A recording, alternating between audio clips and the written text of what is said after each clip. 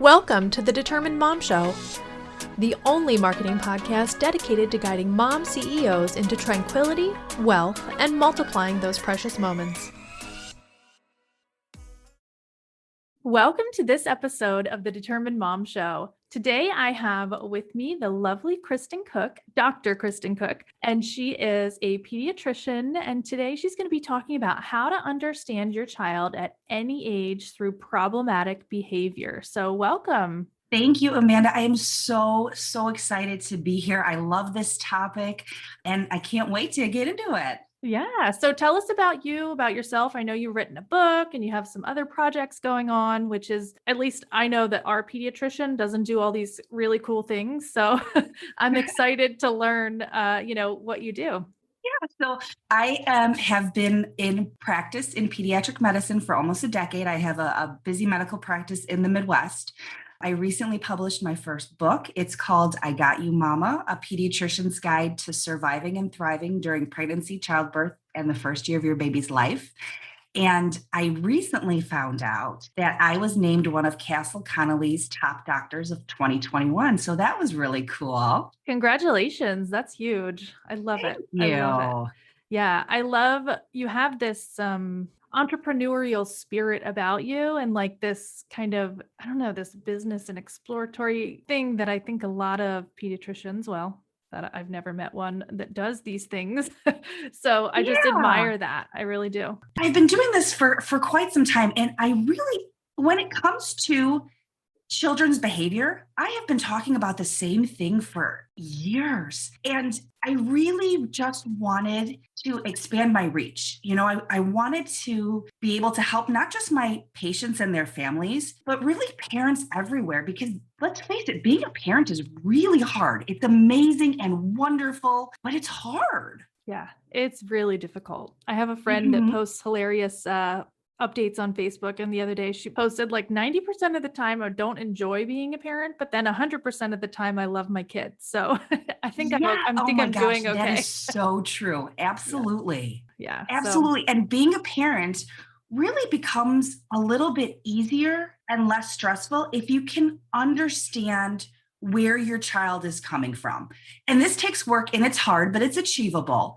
So one of the things that I always tell my families is that the human brain does not fully develop until the person is in their mid-20s.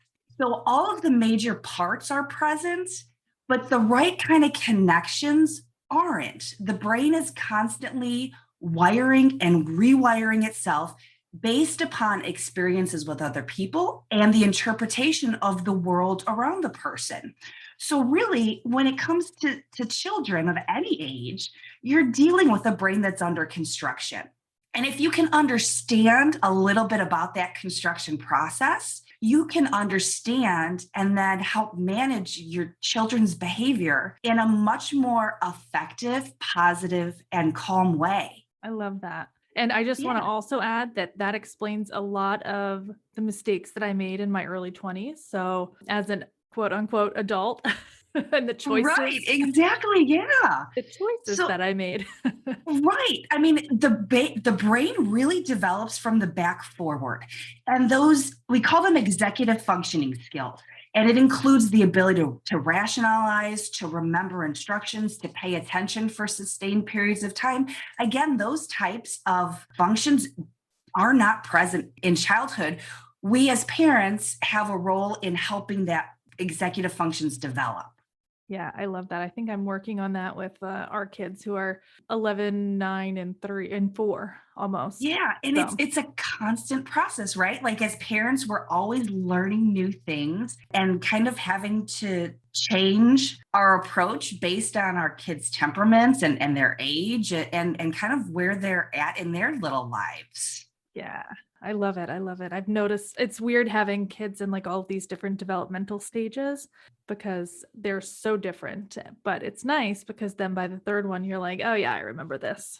Exactly. So when you look at children through the spectrum of their development, when it comes to toddlers, one of the things that I always tell my families is if your child is not able to ask why, don't assume that they have any capacity to be rational. You know, toddlers in terms of their development, they have big emotions that they really have not the ability to explain. They're also really highly reactive. They're not logical. They're really kind of functioning from a very primitive portion of the brain, which is why they're so prone to temper tantrums. I don't know a parent in the world that has not experienced temper tantrums. And oh my gosh, when they happen in public, right? Yes. That just happened to me 2 days ago, by the way. But there really is a neurological basis for a temper tantrum. So, what I tend to tell my families is think of a temper tantrum. Now, we're talking about unintentional temper tantrums, right? Because we know that older kids sometimes throw temper tantrums on purpose to try to get what they want. That's not what I'm talking about here. What I'm talking about are those unintentional temper tantrums. And the way I like to think about them is the brain just gets hijacked. It gets hijacked by a portion of itself called the amygdala. The amygdala is a portion of the brain that is responsible for the fight or flight response. And a temper tantrum really is just an expression of the fight or flight response. A toddler has perceived a threat and then they react. And that's what a temper tantrum is. That makes sense. So, in order to best manage a temper tantrum, our adult brain wants to try to talk them out of it, right? It wants to reason with them. It wants to explain to them why they're being such a fool and why there's really not a threat, even though their brain says that they're a threat. That type of response is actually going to make a temper tantrum worse. So when the temper tantrum happens and the brain is in amygdala hijack, the best thing a parent can do is soothe the child if they're able. Now, sometimes kids are so worked up that you can't soothe them at that time. That's okay. Then keep the area around them safe, ignore what they're doing, and try to redirect them. And then once the temper tantrum is over and the child is calm, then you first off validate their emotions, but then bring the logic back in and explain very briefly why the behavior was problematic. So, for example, at the end of a temper tantrum, you can say to a child, wow, it looks like you were really mad. It's okay to be bad, but you cannot hit. Yeah. And so that's kind of my approach to managing temper tantrums because they're going to happen, right? Yeah, You definitely. want to try to minimize them and then help a child learn from them afterwards. I love that. I think had I known this 2 days ago when we were in the store and my 3-year-old was throwing a temper tantrum, I think I could have applied these techniques. I think I kind of did all of that. Like I talked to her and tried to reason with her and all of those things. But then I was like, okay, I know she's just gonna cry it out and just let her like have her little, she wouldn't let me hold her. She wouldn't let me look at her. She wouldn't like look me in the eye so I could talk to her. She was like not having it. So I was just like, okay, let's go over here and look at this. Yeah, So absolutely. And then kids don't throw temper tantrums because they're jerks, right? They're not trying to be annoying. They're not trying to mess up our day. They're not trying to, attract attention from strangers who, of course, in the grocery store will come up to you and be like, I could have handled that better, right? They're doing it because their brain just gets overwhelmed. yeah. And that's their response. Yep. That's exactly right. I love it. I love it. Yeah. All right. Awesome. And temper tantrums really, again, can happen at any age.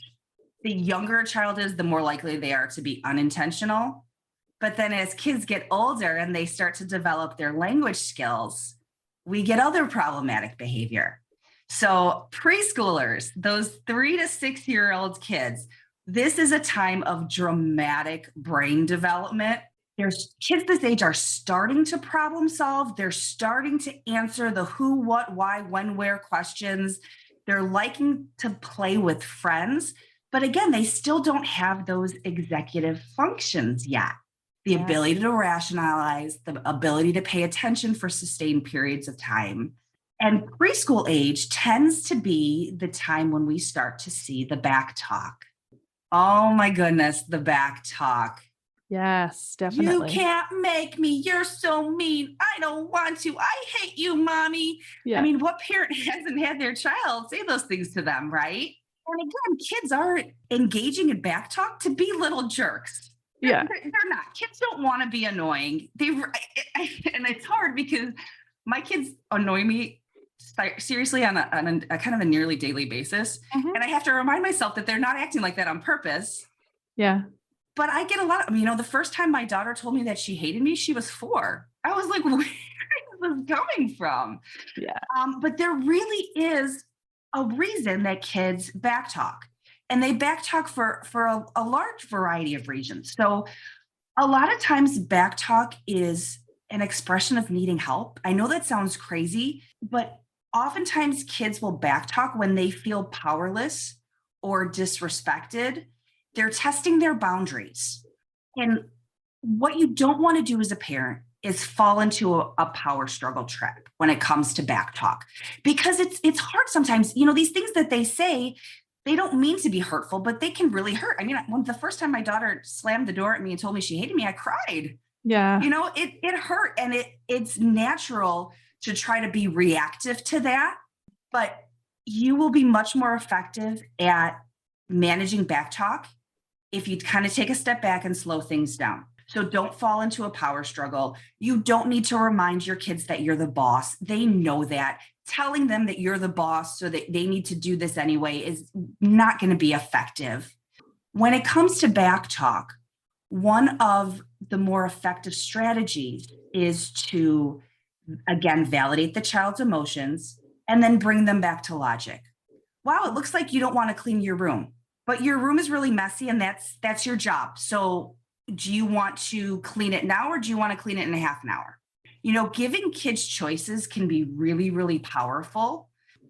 One of the things that I do when I kind of feel like I'm losing it when it comes to getting frustrated with my kids is I always remember the phrase, you have 2 choices. Our job as parents is to teach our children, right? To empower them, to help them grow into healthy, productive, empathetic adults. And giving them choices is a way that kind of validates them and gives them a little bit of a sense of power. And that can be really helpful when it comes to managing backtalk. Now, the other aspect of backtalk, when they say things and they say, okay, I don't want to clean my room, but you still have the expectation for them to clean their room. It's really important as a parent, don't change your expectations. Okay. We don't want to give in to our kids and let them rule the roost. You want to make sure you have clear expectations and consistently deliver consequences if the child does not live up to that expectation. I love this. This is like helping me just to plan out my day of how I'm going to react to my children, because this is like the first full week of summer break. And so we're in like full, like I'm still trying to work and they're on vacation mode and that kind of thing. Exactly. Yeah, so our kids' first week of summer break was last week. Mhm. And I was in clinic and seeing patients all week. So my husband was the one that was home with them. And I could honestly see his level of tolerance decreasing as the week progressed. Yes. And by Friday night, I had to pull him aside and say, don't engage. Yeah. You're trying to reason with them when their little brain is overwhelmed and not able to be rational. Yeah. Give it some time, let their brains calm down. Once they're out of that emotional reactive phase, then let's bring back the logic. But it's hard. It's hard because as parents, we want to react and we want to fix. And that's not the most effective way. Yeah. We also have an emotional reactive phase, right? Of course. Absolutely. Yeah. And one of the problematic behaviors where that kind of reactive emotional parent phase comes up is with whining. What parent has not been completely annoyed when their kid whines? Yeah. It right? gets under your skin and like Oh the my anger gosh. just comes out. It's so weird. Yeah. It's like this feeling of like, oh, I don't know. Oh my gosh. Yeah. And the interesting thing is there actually is a biological reason why whining gets more attention. So when somebody talks in a whining manner, so when it's that really irritating mix of high-pitched talking mixed with crying, and it's like nails on a chalkboard, right? Yeah. That type of pitch and tone of the voice actually gets attention faster than a normal voice. And it's that nails on the chalkboard sensation that makes a parent want to react to that whining faster. Interesting. Yeah, Our kids are isn't that I basically, know it's cognition. Oh my gosh, brain development is fascinating. It's so fascinating. yeah. So that's why whining is effective, is because it actually creates a faster response. And the brain is always looking for ways to be more efficient. And whining gets a quicker response than non-whining does. Now, that doesn't mean we encourage whining by any means. We want it to go away, right? Right. So what I tell families is try to look at whining as an expression of need. Your child needs something when they're whining. They need comfort. They need help. They need validation of their emotions. They need a connection with you. Even though it's an expression of need, it's still annoying, right? And we want it to make it go away. I always tell families to approach whining in a very similar manner that you approach temper tantrums and back talk and all of that. Number one, you got to stay calm. You got to put on your poker face, because if your kids see you react to whining, even if it's in a negative fashion, it's going to encourage them to do it more, because they're getting what they want, and what they want is a response from you. So what I like to tell parents when it comes to whining is, if your child is whining, first of all, do they know they're whining? Some kids don't understand when they're whining. They don't know what that means. And so for a parent to approach a child and say, stop whining, if the child doesn't know what whining is, you're getting nowhere. Yeah. So one of the things you can do is actually record your child whining and record them talking in a normal voice and show them the difference. Ooh, This is what I mean by, when I say you're whining and stop it, this is the voice I'm talking about. And kids are going to need to hear that difference more than one time. But that can be a very effective tool at helping to minimize whining. I love that. Oh my goodness. Yeah. And then when they are whining, instead of reacting with "don't stop whining," that's annoying. You calmly say, "I'm sorry, I don't understand what you're saying when you use that voice. Can you talk a little differently? Can you use your normal voice?" Yes. And then don't respond until they speak in that normal voice. Yes, I do that to my kids all the time. I'm like, I can't hear you because you're whining. Absolutely. And then the other very important thing when it comes to all of this type of problematic behavior, whether it's whining or temper tantrums, is don't give in. If kids get what they want because they're acting a fool, they're going to do it more. You have got to be consistent in your approach, and you have got to follow through on consequences, which means that you have to set consequences that are realistic. You know, if your kid is acting up and you say, "You know what, if you don't stop it, we're not going on vacation next week." Are you really not going on vacation next week? Yeah, probably not. No, right? Yeah. Yeah. So we have to be consistent and set clear expectations and then follow through. The fortune is in the follow-up. Yeah. I love this. And I'm actually in the middle of struggling with that right now. And my husband keeps going, no, you just have to stick with it, because I took their computers away so they can't play their video games because they're not doing their chores properly at the end of the day. So that one of them has to put the dishes in the dishwasher and the other one has to make sure that the living room and dining room is, clean. There's no toys anywhere and that kind of thing. And they haven't been doing it. I'm like, oh my goodness. They haven't been doing it like they're supposed to do it. So, but I'm like, oh, I need to get them their and it's computers. just they're gonna, because they don't have their computer, Mhm. they're gonna whine and they're gonna be extra kind of annoying, and because they don't have something that they want. You got to just dig your heels in and just be firm. Don't give in. I know.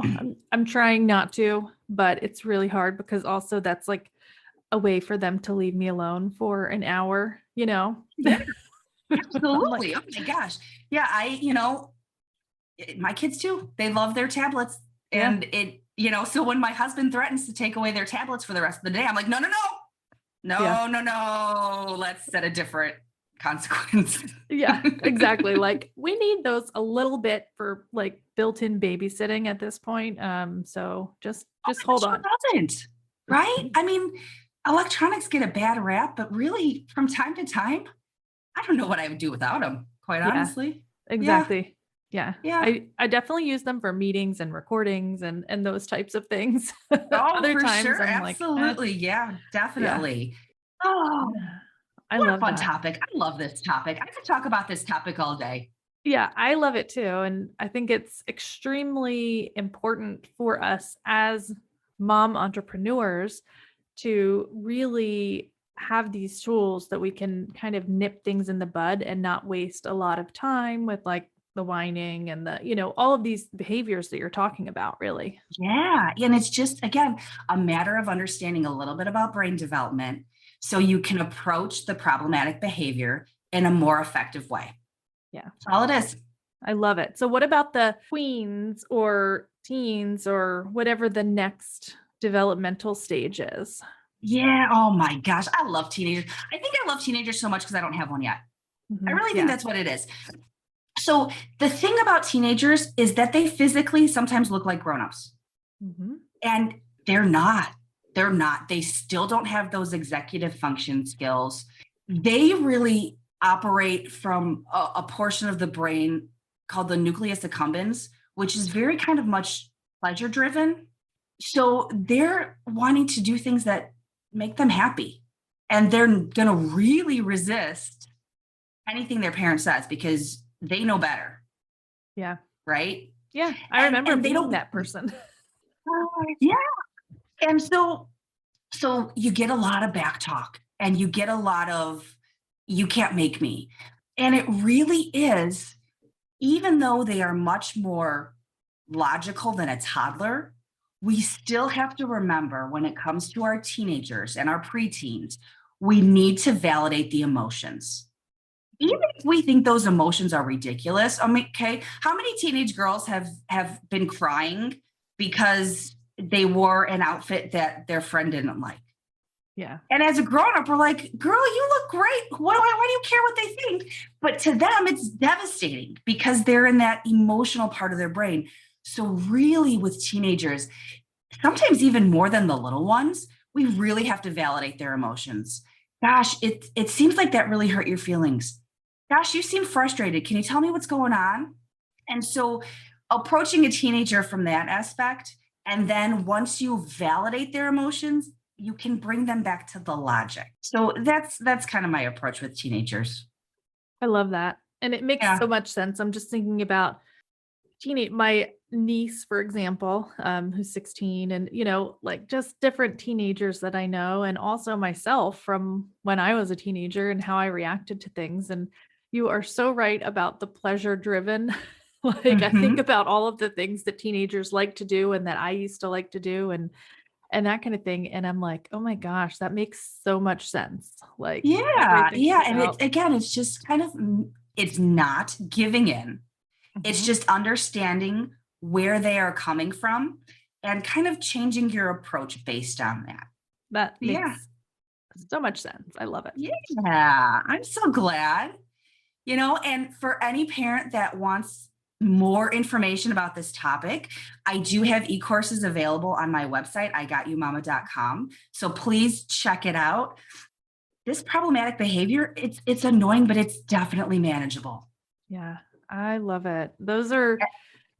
I love that we work through all of those different phases, first of all, because all of the moms listening have, children in maybe multiple phases like myself and yourself, but they also may have just been working through those phases with one child, and knowing these tips and tools are extremely important to keeping that kind of sanity about ourselves. Oh my gosh, absolutely. And as CEOs, we need to be really productive with our time, right? So learning to kind of manage these behaviors and shorten them and minimize them. Oh my gosh, how much better is your day going to be? Yeah, I love that. We all need it's like time management for children, like how to manage your children's problematic behaviors and save time Yeah, and energy absolutely. and And just mental have a more space. peaceful, tranquil environment in your home. Yeah, exactly. And that's one of the things that this podcast is about is, bringing that tranquility and then also multiplying the moments that are really important. Yeah. Oh yeah, absolutely. Oh, and one final thing, catch your kids being good and praise them. Oh my gosh, if you want a behavior to continue, you need to praise it a million times. Yeah. I love that. It's like the what did they call that in HR? They call it the negative sandwich, or is it the positive sandwich? I can't remember, but like where you say something positive, then negative, and then positive. You always like sandwich it in there with the, with the positive. So Yeah. So if Absolutely. if people want to get in touch with you, where is your favorite place to connect with people online? Yeah. So certainly you can check out my website, IGotYouMama.com. And I am, I don't want to say I'm old because I don't feel old, but I am still much more comfortable with Facebook than I am any other type of social media. So I do have an amazing Facebook community called I Got You Mama. It's very much what this podcast is about. It's the Facebook community. It's a little bit medical. It's a little bit child development. It's a whole lot of parenting truths. I'm completely transparent with my life as a parent, and I make mistakes all the time. And it's just the I Got You Mama Facebook community is just a safe place for parents to just be real. Yeah, I love that. I'm joining right now, by the way. And You know? yeah, and all of those links will be in the show notes. So you'll be able to connect with Kristen in whatever way you'd like and follow her on Instagram and Facebook and all of the things. And definitely reach out and get those tips that she has on her website and purchase her book. If not for you, then maybe for someone you know that is pregnant or having a baby, and just support her wherever you can. Aw, thank you so much. It was such a pleasure to be here today. Thank you. Your podcast helps so many women. Thank you. I love having women like you on, and I appreciate you being here as well. Thank you. This episode of the Determined Mom Show is brought to you by Google Growth Generator.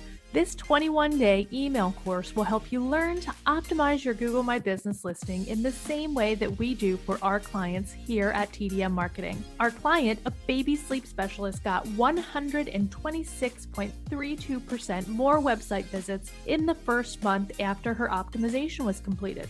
Another client, a chiropractic practice, got 26.67% more phone calls in the first month after optimization was completed.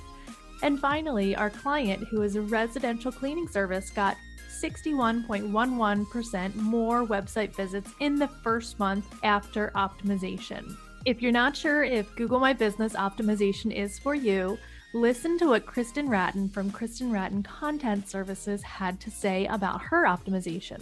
I hired Amanda to optimize my Google My Business listing, and within 10 days, my views were up 150%. This may be one of the most valuable things I've ever done for my business, and Amanda made it quick, easy, and painless. If you are ready to get started with your Google My Business optimization, go over to gomybusiness.com. That's gomybusiness.com/growth.